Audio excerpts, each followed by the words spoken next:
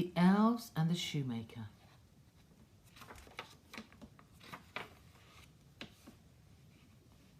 Once upon a time there lived a shoemaker and his wife. The man was a good shoemaker and he worked hard, yet he and his wife were very poor. And as time went on, they grew poorer and poorer. At last the day came when all the shoemaker had left was one piece of leather. It would only make one pair of shoes. That evening, before he went to bed, the shoemaker cut out a pair of shoes from the leather. Then he left them on his workbench, all ready for him to sew the next morning. As they were going upstairs to bed that night, the shoemaker spoke sadly to his wife. "I have used my last piece of leather. I have cut out one pair of shoes. Tomorrow I will sew them, and when they are sold, I do not know what will become of us." The next morning, the shoemaker got up early and went into his workshop ready to make the shoes. But on his bench, instead of the leather that he had left cut out, he found a pair of shoes all ready made. He was astonished. He did not know what to think. The shoemaker took the shoes in his hands and looked carefully at them. They were neatly made with not one bad stitch in them. He showed the shoes to his wife, who said, "Oh, I've never seen a pair of shoes so well made. They're perfect." The shoemaker and his wife could not think who had sewn the shoes. The same morning a lady came into the shop to buy a pair of shoes. The shoemaker showed her the pair he had found on his bench. She said, "I have never seen such well-made shoes." The lady tried on the shoes and they fitted her perfectly. She was so pleased with them that she paid the shoemaker twice the usual price. With the money, the shoemaker was able to buy leather for 2 pairs of shoes. And that night, before he went to bed, he cut out 2 pairs of shoes. He left them on his workbench, all ready for him to sew in the morning. The next morning, the shoemaker got up early and went to his shop to make the shoes. But he had no need to do so. On his bench, he found the 2 pairs of shoes all ready made. He took the shoes in his hands and he looked carefully at them, and once more he found they were neatly made with not one bad stitch in them. That morning a man came into the shop to buy some shoes, and the shoemaker showed him 2 pairs of shoes he had found on the bench. The man said, "I have never seen such well-made shoes," and he was so pleased with them, he bought both pairs of shoes. He paid the shoemaker twice the usual price. With the money, the shoemaker was able to buy leather for 4 pairs of shoes. And that night, before he went to bed, he cut out 4 pairs of shoes. He left them on his workbench, all ready for him to sew in the morning. The next morning, the shoemaker got up early and went to his shop to make the shoes. But he had no need to do so. On his bench, he found 4 pairs of shoes all ready made. He took the shoes in his hands and he looked carefully at them, and once more he found they were neatly made with not one bad stitch in them. And so it went on. Every night the shoemaker cut out some shoes and left them on his workbench, and every morning he found the shoes all neatly made.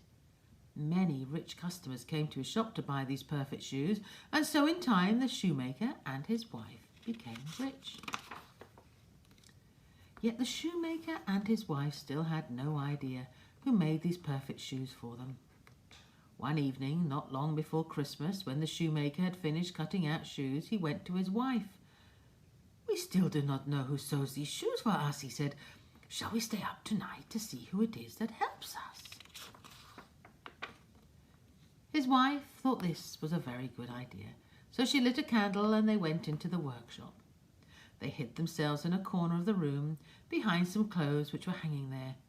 Then the shoemaker and his wife waited quietly and watched to see what would happen. For a long time, nothing happened.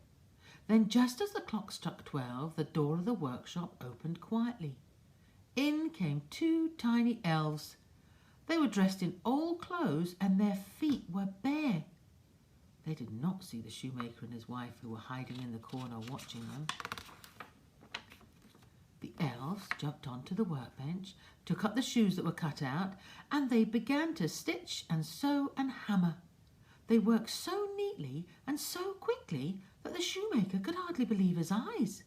The elves did not stop for a moment until all the cut-out shoes were finished, and then they ran quickly away. The next morning at breakfast, the shoemaker asked his wife, "How can we thank these little elves who have made us so rich and so happy?" "I know what we can do," said the wife. "We can make them new clothes and shoes. Their own clothes are ragged and their feet are bare."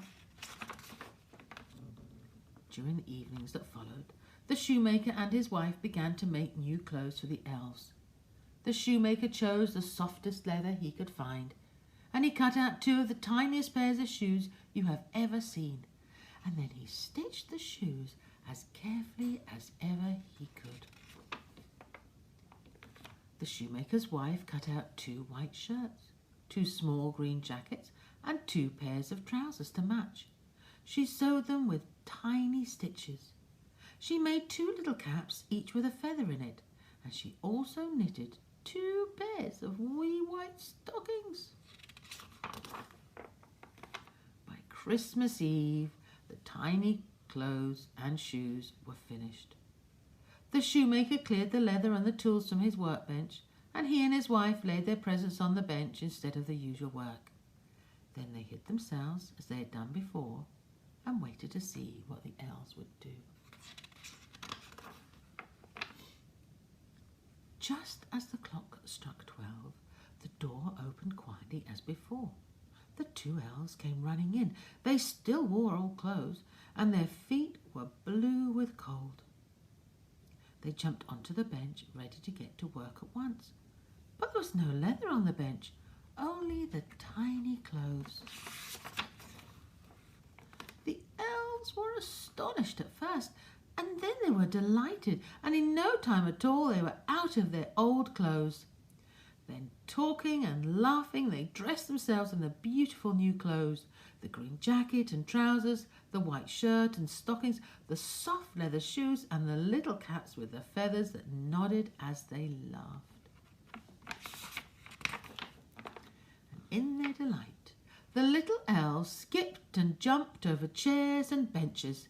Then they joined hands and danced around, and they sang, "Now we are boys so fine to see, we need no longer cobblers be." At last they danced happily out of the door.